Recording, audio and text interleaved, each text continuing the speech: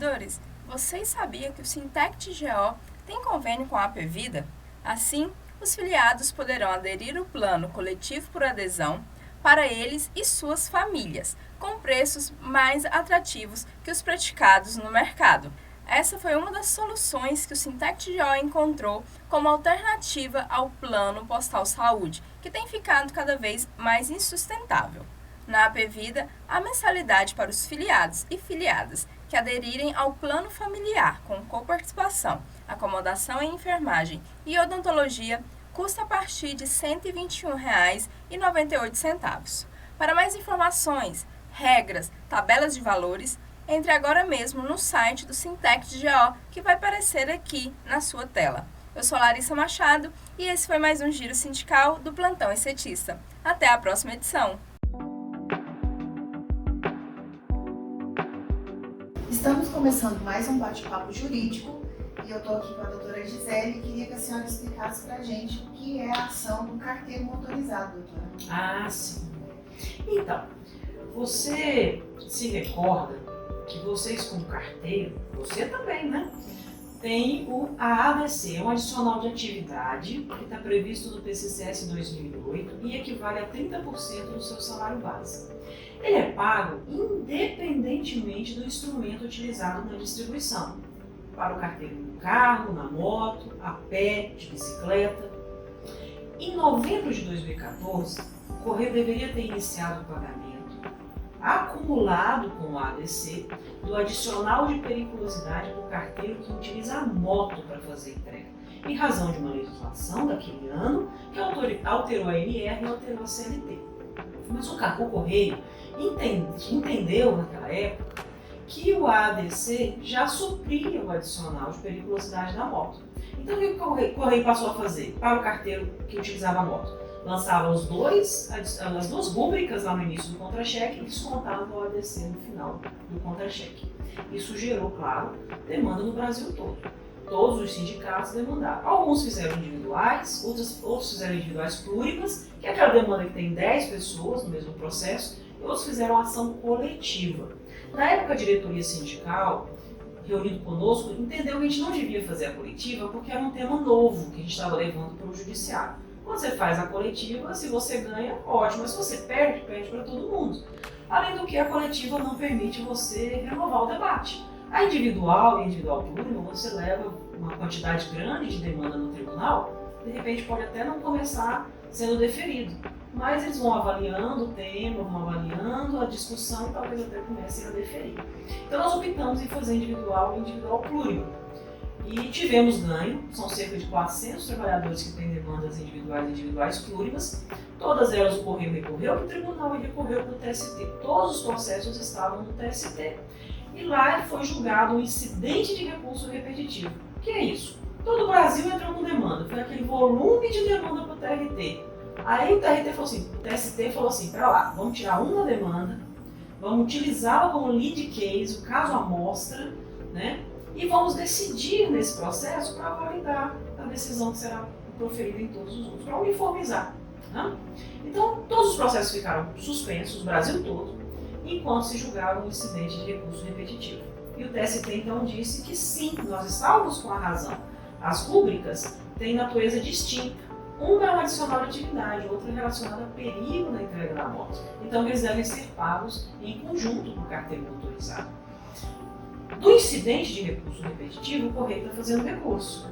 A federação, nesse período em que todos demandaram, percebeu que já havia uma jurisprudência sólida nos tribunais que permitia que ela também fizesse uma ação única, coletiva, que valesse para o Brasil todo.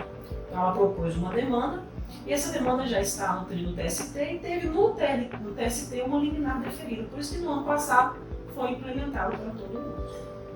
Dessa demanda, o Correio também está recorrendo, não tem trânsito em julgado dela ainda.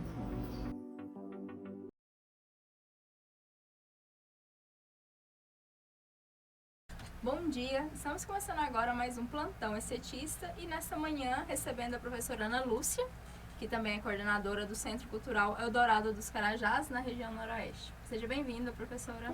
Um prazer, uma alegria estar aqui com vocês. Eu sempre tenho muito orgulho de estar com a minha classe. Seja bem-vinda. E hoje, né, terminando aí o mês da mulher, vamos falar um pouquinho sobre luta da classe trabalhadora, luta das mulheres. Eu queria que a professora começasse falando assim, como que começou o Dia das Mulheres e a importância da gente sempre estar falando muito da parte histórica, né, da parte das lutas por direitos, porque a sociedade, principalmente o comércio, usa como se fosse uma data comercial, só de presente, e a gente não fala o principal, né? Bom, o 8 de, conhecido, né, 8 de março, Dia Internacional da Mulher, ele é a expressão da luta da classe trabalhadora na Rússia, que em 8 de março de 1917, milhares de mulheres saíam à rua pedindo pão, paz, porque estávamos em plena guerra, Primeira Guerra Mundial, né? Pão, paz e terra.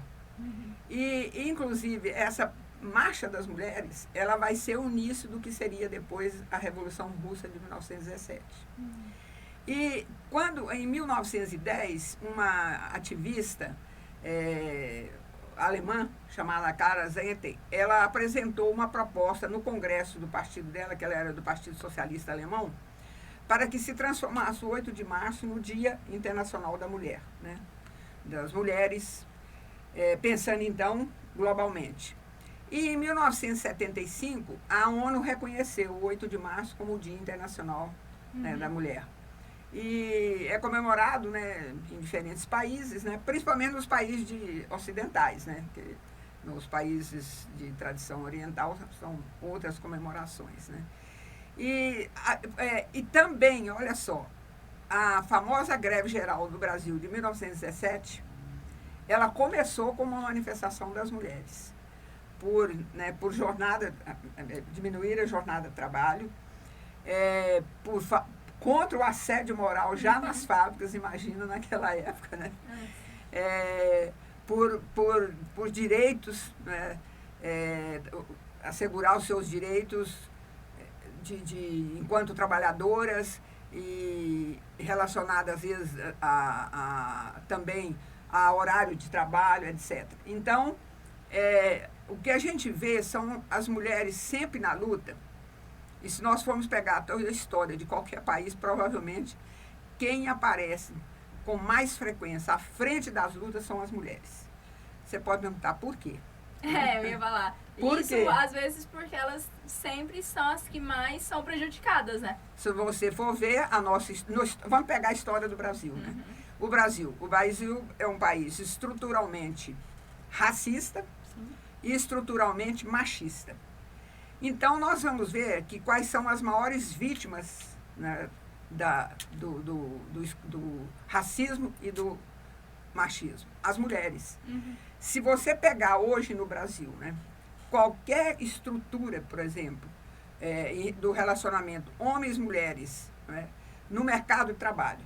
Então, por exemplo, eu morei em Salvador, nós fizemos uma pesquisa. Salvador é uma cidade 88% negra. Pois como é o mercado de trabalho lá? Salários maiores, homens brancos, mulheres brancas, homens negros, mulheres negras. Então você tem essa estrutura no Brasil, ela é constante. Você tem sempre os homens brancos têm os maiores salários, depois vem as mulheres brancas. Então, depois que vem os homens negros e as mulheres negras. Então, quem demora mais a arranjar trabalho, também é essa mesma estrutura. Quem é despedido primeiro, essa mesma estrutura. Quem sofre as maiores violências, seja no trabalho, né, seja na vida cotidiana, essa mesma estrutura. Quem são as maiores vítimas de feminicídio? As mulheres negras, mais do que as mulheres brancas, né? E tem um pedido que às vezes aparece na luta das mulheres, que eu sou totalmente contra, tá? Me oponho, sabe? Dizer assim, mais mulheres na política. Não, mais mulheres trabalhadoras na política. Exato. Por uma razão muito simples. Nós temos, vamos pegar o nosso parlamento, né? Então você tem lá, né, um conjunto de mulheres que são da classe dominante.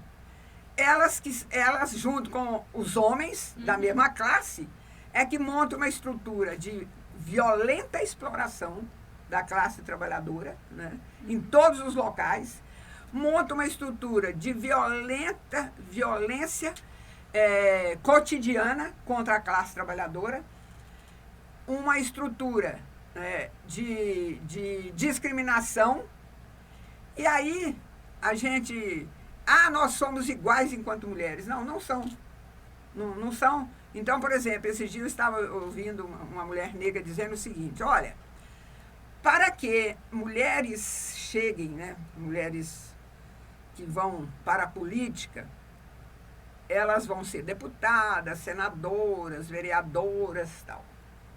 Como nós temos uma estrutura que quem cuida de filhos e casa são as mulheres, elas podem ir para lá, mas quem fica cuidando na casa são outras mulheres como empregadas domésticas.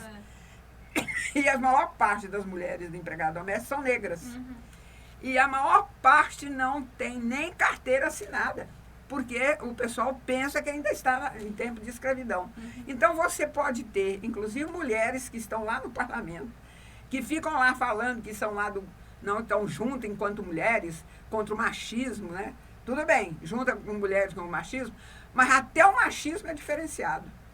O machismo em relação dos homens da classe trabalhadora contra as mulheres da classe trabalhadora é muito maior. Por quê? Porque está relacionado à dificuldade geral da vida. Né? A dificuldade geral, né? É tão complexa a vida, né? A dois da classe trabalhadora, sendo trabalhadores, que acaba explodindo a violência, né? De várias formas. Porque é a violência no bairro, é a violência na vida cotidiana, é a violência da polícia. É totalmente diferente, né? Mesmo que possa ter, e tem, né, machismo por parte dos homens da burguesia, né, em relação às suas mulheres, mas o contexto é totalmente diferente. Sim, né? E a senhora falando isso até que me veio, né, à cabeça. Porque se você pega na burguesia, eles têm acesso a viagens, a cultura, a lazer. E que na classe trabalhadora muitas vezes não tem e que às vezes falta, né? Falta comida, falta o lazer, falta o espaço. Então, realmente, e tem, né? por exemplo, um dia eu estava até achando, eu pensei assim, né? Na mesma época, se suicidaram filhos de amigos meus. Um menino, filho da classe trabalhadora, e a outra, filho de uma pessoa rica. Que eu conheço por N razões, quer dizer, não sou de frequentar a casa, nada, né? Estou falando amigo, nem amigo, porque nem frequento casa, não. Conheço, né? Conheço. E, aliás, conheci até no espaço da universidade. Aí, daí um ano eu me encontrei, por um acaso, com um parente dessa rica aí, né? Eu falei, ela ainda está, né, tentando entender o que foi que o filho, era um rapaz de 26 anos, suicidou, né? Aí ela fica, viaja muito, vai para Paris, vai para Londres, olha que bonitinho. Vai procurar a filha da classe trabalhadora, a mãe da menina da classe trabalhadora, né? Aonde ela anda, né, para se distrair, não pensar, tentar entender por que a filha suicidou, né? Você tem que sempre fazer essa comparação, sabe? Senão você bota no balaio como se fosse tudo igual, sabe? E não é igual, né? Não é igual, sabe? É igual a senhora falando isso, lembrei, né? Da questão da pandemia mesmo, né? Estamos todos no mesmo barco. Não, como assim a gente no mesmo não estava barco? no mesmo barco, né? Tinha gente que não tinha condição mínima. De higiene, de comer. Nada. Tipo, ficou sem trabalhar, por exemplo, comida, durante a pandemia, eu mantive, né, nós mantivemos alguns jovens da periferia, a gente fazia uma live semanalmente, sabe? Aí conversava sobre os problemas e tal, eu sempre conseguia alguém para tocar, para cantar e tal, né? E foi mais de ano e meio, assim, sabe? Era um grupo no interior e outro grupo aqui em Goiânia, né? E você via as condições, né? Quer dizer, muitos não puderam porque não tinham acesso à tecnologia. Eles queriam participar do grupo, né? Mas não tinham acesso, né? Então, esses que estamos no mesmo barco, sabe? Depois,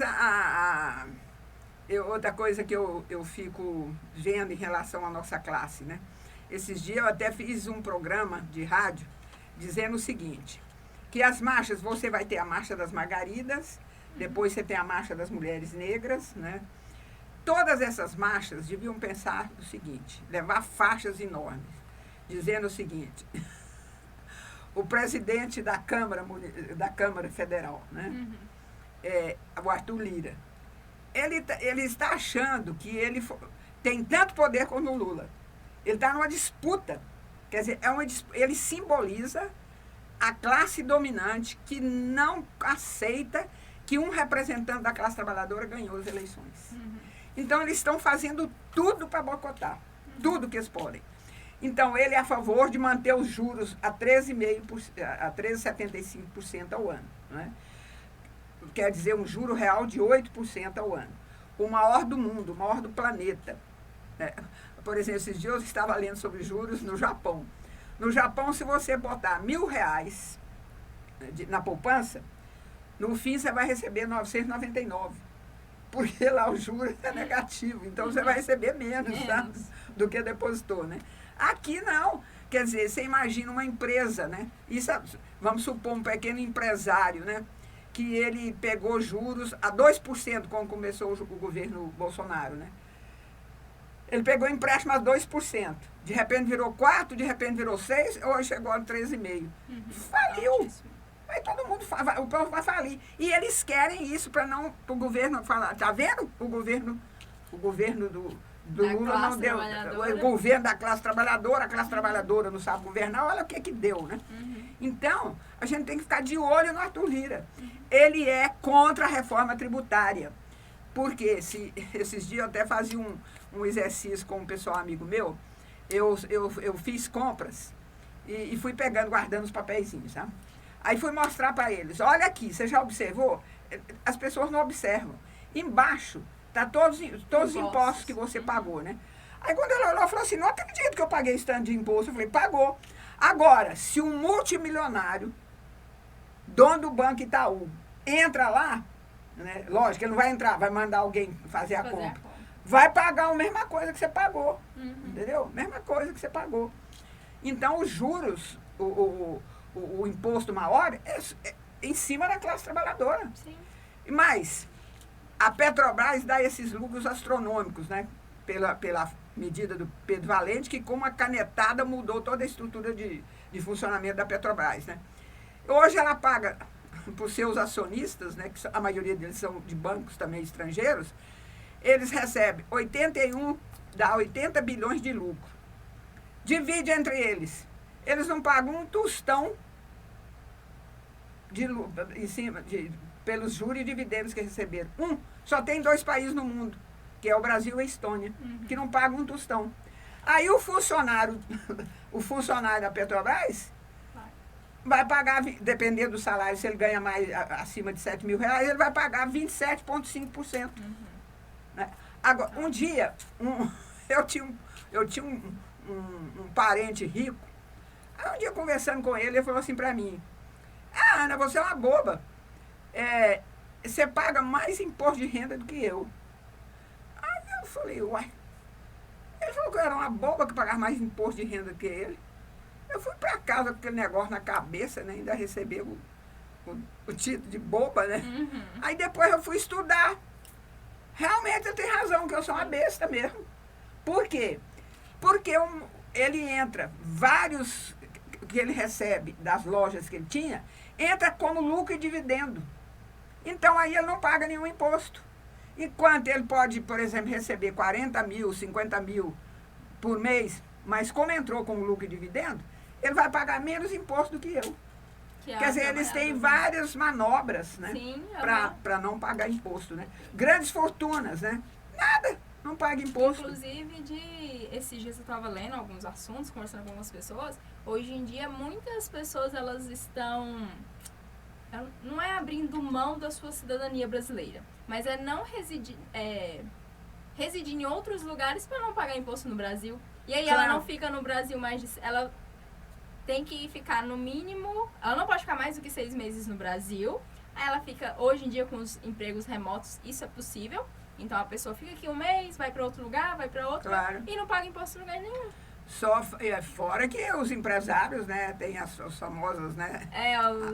Ilhas fiscais. As ilhas fiscais, né? São várias, né? A são Suíça. várias.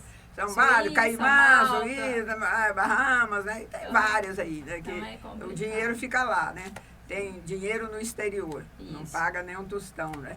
Então, se nós não pensamos nisso, nós mulheres temos que pensar nisso. Exato. Nós temos que pensar além dessa luta diária, né, contra o feminicídio, contra a violência doméstica, contra a exploração, contra os péssimos salários. Nós temos que ir às raízes estruturais. Por que é assim? Por quê? Então, eu falei para o pessoal, devia botar a faixa. Arthur Lira, estamos de olho em você, tá? Porque ele hoje, ele tem uma capacidade de levar, que a maioria da Câmara vota nele, inclusive pelas famosas emendas secretas, do orçamento secreto, né, que ficou entre ele e os que são beneficiados. Né? E aí você tem uma coisa séria, que é o seguinte, nós da classe trabalhadora ainda não conseguimos ajudar a classe trabalhadora a ver essa relação, que as leis, quem propõe as leis é o poder legislativo. O poder executivo executa. Então, grande parte do poder está no legislativo, não está no executivo. Não está no executivo, né? Então, isso implica a gente saber votar. Aqui em Goiás, dos 17 deputados que nós temos, tem 2 que votam com a classe trabalhadora. Os outros todos são inimigos da classe trabalhadora. E quem votou? Se for ver, a maioria que votou foram os trabalhadores, para dar a quantidade de votos que eles precisam para ser eleitos, né? E eles são espertos, né? Então, por exemplo, um dia eu discutia com um menino do hip hop, né? Que votou numa pessoa horrorosa, sabe? Eu falei, menino, eu não acredito. Aí ele falou para mim, eu falei, qual partido que é? Ele nem sabia o partido que o cidadão era. Aí eu falei para ele, vou te mostrar aqui. Vou te dizer que partido é esse. Vou te dizer o que ele já fez contra a classe trabalhadora e o que ele faz contra a classe trabalhadora. Agora, por que ele chamou para entrar? Não é porque pensando, não. É porque você bota lá, né, que tem gente do hip hop, que tem gente da saúde, né, trabalhador da saúde, trabalhador da educação, trabalhador rural. Aí a pessoa olha, né, que interessante, o partido tem gente... Não, o partido tem gente da classe trabalhadora, inclusive foram candidatos, etc. Tá, foram candidatos para quê? Para levar voto. Sim. Para somar voto, né? Porque quem é eleito são os mesmos de sempre. Os mesmos de sempre. E você já sabe quem você é quer elite eleger. branca, né? É elite branca, né? Homem brancos, né? Homens brancos. E aí, eles já sabem quem vai ser eleito. Aí leva, né? O trabalhador rural leva lá 1.000 votos, o outro leva 500, e aí soma os votos. Ele ganha. Ele ganha. É assim que... Então, eu sempre falo que nós temos que sentar para pensar como nós vamos ajudar a classe trabalhadora a aprender a votar no Congresso, em deputados federais, estaduais, vereadores. Você pega essa Câmara aí de Goiânia, né? Esse desastre. Você pega o... Nossa Senhora! Ontem eu estava vendo uma audiência na Câmara dos Deputados, eu falei, não, faz de conta que eu não estou vendo, eu estou ceguinha, sabe? E segue, surda e muda. Porque era algo assim. Que não dá para aceitar. Nossa Senhora, coisa horrorosa. Eles falam cada coisa, era coisa de moleque, sabe? E o deputado mais votado por Minas Gerais, você olha assim e fala, não acredito. Não acredito. Mas é verdade, tá lá, o deputado. Pois é, professora. E aí uma coisa que a gente está falando aqui, acaba falando de política. Num desses programas do Especial Dia das Mulheres, a gente falou muito sobre a participação da mulher na política. Como incentivar, o que fazer. E uma das coisas que foi até a dirigente sindical que falou, é que uma das coisas que ela tinha dificuldade em entrar no sindicato era quem ia ficar com os meus filhos. Claro. Então, assim, é umas coisas que às vezes a gente fica falando, vamos trazer mais a mulher para a participação política, vamos levar essa conscientização de toda a reflexão social da classe trabalhadora para as mulheres. Mas como fazer isso, sendo que a mulher precisa trabalhar fora, precisa cuidar do filho, tem a jornada dupla? E nós ainda não fazemos campanha de massa de ter creches. Exato. Essa é uma das grandes lutas das mulheres, ter creche, entendeu? Para que a mulher só pode sair, né, se tiver creches, mais creches. toda mulher que tiver filho ter direito, né? Toda mulher da classe trabalhadora que tiver filho ter direito a ter creche para ela. E é um né? problema que a gente está enfrentando aqui em Goiânia. Em toda falta a cidade. de vaga. Falta de vaga, né? E essa é uma luta primordial, porque como eu falei, né? Se algumas mulheres estão na política, mas na casa dela tem alguém, né? Outra mulher que está cuidando, né? Que teve essa possibilidade. Sim, né? Então, as mulheres, né? Eu lido muito com as mulheres da periferia de Goiânia, é muito difícil elas poderem ir para a política, né? Porque às vezes tem dificuldade de ir para uma reunião.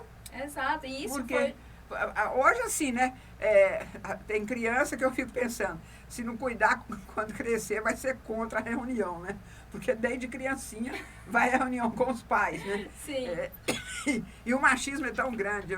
Eu tinha um amigo que ele era agrônomo e a mulher médica. E ela quis entrar para a política. Ele falou, pode ir tranquilo, eu cuido dos meninos. Gente do céu! Mas foi um Deus nos acuda, até na família dele, sabe? Que absurdo, sabe? Que absurdo, como assim? Ele tá ficando louco? Ele falou, lá, deixa o emprego e vou cuidar da casa. Vou cuidar da casa, não tem problema nenhum para mim. Nossa Senhora, um dia o pai dele me procurou. Você podia conversar com ele, Ana. Logo pra Você pega o povo. Como assim? Tá ficando maluco?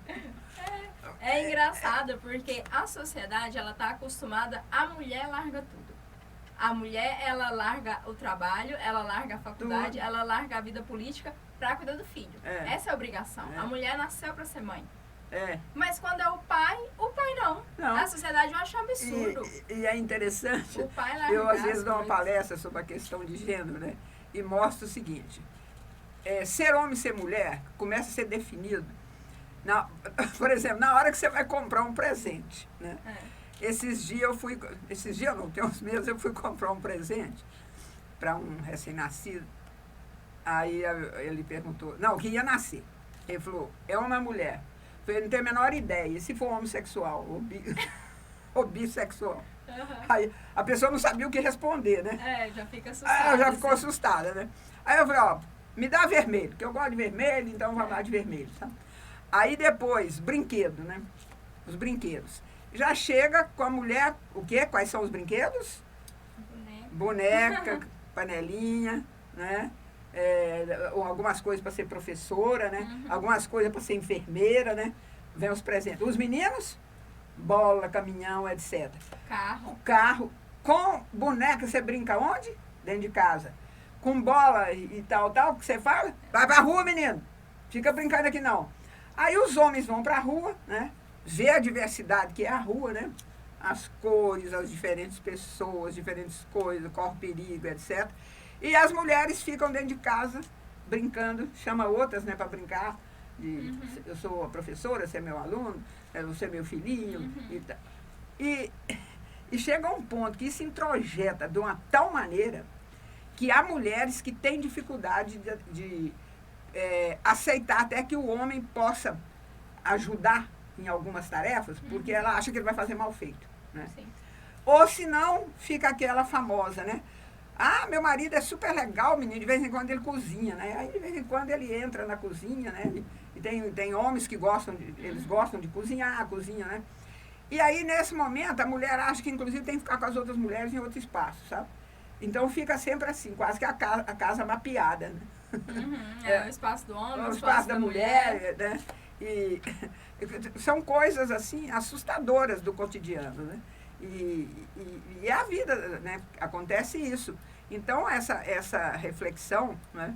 Até uma vez um amigo meu assistiu a palestra, aí ele falou assim, Ana, quando minha filha nascer, eu vou levar caminhãozinho, bola para menina, tá? Eu falei pro menino. Aí ele falou, ai mesmo, né, Ana? Vai ficar estranho eu levar boneca, essas coisas pro menino. Tá sabendo?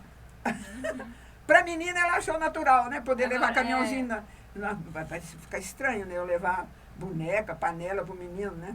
Eu falei, ele tem que aprender a cuidar de filho, ele tem que aprender a cozinhar e tal. Sim, não é estranho coisa nenhuma. E é umas coisas que a gente for parar pra analisar, antigamente quem era não é o tapeceiro, é o alfaiate. Eram homens. Homens costuravam. Era o homem que fazia as roupas. Cozinheiros. Antigamente se tinha mais cozinheiros homens. Então, qual que seria o problema da gente dar panelinha para os homens? Dar bonecos? A gente vê isso no dia a dia mesmo, né? Com os sobrinhos, com os primos. E realmente, às vezes, as pessoas querem que você, quando você vai presentear, que você realmente entre nisso. Você dá o azul pro homem e o rosa pra mulher. E aí já chegou uma ocasião de eu dar uma sandália, uma Havaianas, pro meu sobrinho, laranja com verde. Duas cores neutras. E me chamaram a atenção. Mas essa sandália de mulher? Gente, eu não tô vendo. Primeiro que não existe isso. Não é de mulher. É de homem, porque é meu sobrinho que vai usar. Né? Então ele já é homem. Não existe isso. A sandália é sandália. Não tem gênero, né? Então é uma coisa assim que tá muito interligada, mas as pessoas não buscam saber o porquê e como que isso traz essas consequências sérias. E olha que avançou, né? Porque hoje você vê os homens, né, com cabelo comprido, de brinco, de pulseira, né? E as mulheres também, elas se vestem, né? Você, por exemplo, não vê no campo de futebol, né? Os jogadores tiram a camisa, né? E você não vê as mulheres terem coragem de tirar a camisa, né? Mas são passos, né? São conquistas que estão ocorrendo, né? E tem que continuar nessa luta e sempre levantando, né? Essa diferença, né? De forma de educar, né? Você já educa, né? A forma de sentar, a forma de olhar, a forma de se vestir. Né? Eu me lembro que um dia me chamaram para falar num colégio e antes chamaram esse pessoal da polícia, que era, sei lá, qual tipo. Rota, parece? Rota não era da rota, não. Eles que vão fazer vigilância de colégio, né? Nossa Senhora! Aí o soldado, o que foi falar o comandante, né? Disse que as meninas deviam se comportar mais, sabe? Que sentava de qualquer jeito, sabe? Andava mostrando a calcinha e tal. Eu falei, não. Ainda bem que quando ele terminou, ele saiu, sabe? Porque senão ele ia ouvir, viu? Não, mas ele deveria ter ficado, então. Mas ele saiu. Acho que ele pensou. Não, ele nem sabia que era eu, né? Ele não pensou nada. Ele foi lá, deu o recado dele e foi embora, né? E aí eu, né, desci como se diz, desci o sarrafo na fala dele, né? Então, mas é difícil, porque no cotidiano você vê isso, né? São milhares de anos nessa educação, né? Então, é um processo mesmo, que a gente tem que ter paciência e levantar, né? Isso. Eu sempre falo que a gente tem que ver como é que a classe se equivoca, né, ao votar para o legislativo e como é que a classe tem que discutir mais isso, né? De ver que você tem uma questão que atinge todas as mulheres, mas a forma de atingir, né, o machismo, o racismo e tal, é muito diferenciado, né, em relação às mulheres de classe média, em relação às mulheres da burguesia, em relação às mulheres, né, trabalhadoras, né, e que não são de classe média, e em relação às mulheres brancas e às mulheres negras, né. Então a gente tem que pensar em todos esses matizes, né, porque senão a gente fica tratando como se os problemas fossem todos iguais, e não são, né. São bem mais profundos, né.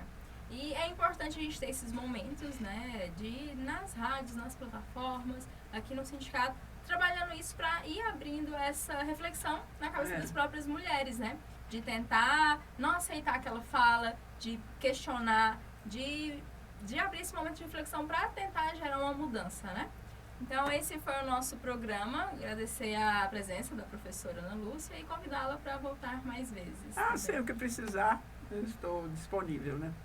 Tem sempre muito prazer de conversar com a minha classe. Então, tá bom. Obrigada, professora. Até a próxima. Eu é que agradeço. Até a próxima para todos e todas, né, que estiverem participando de alguma forma do programa, né?